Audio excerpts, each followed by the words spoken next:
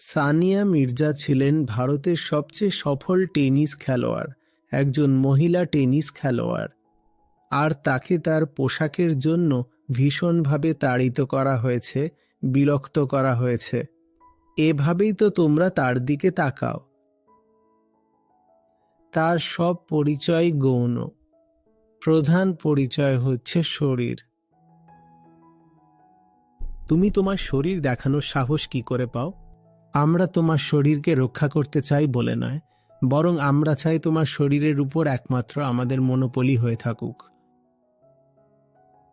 এটা আমার জিনিস, অন্যেরা কেন এটা দেখছে?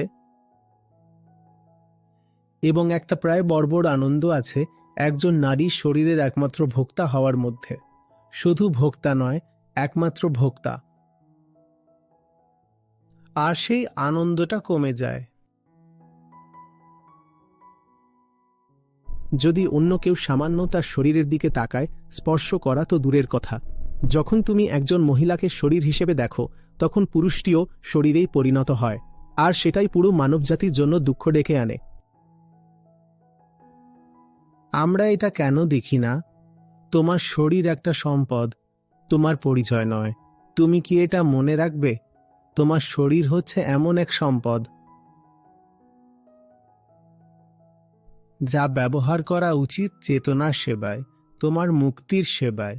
তোমার শরীর তোমার পরিচয় নয়, এটা তোমার প্রভু নয় যার সেবা তুমি করবে।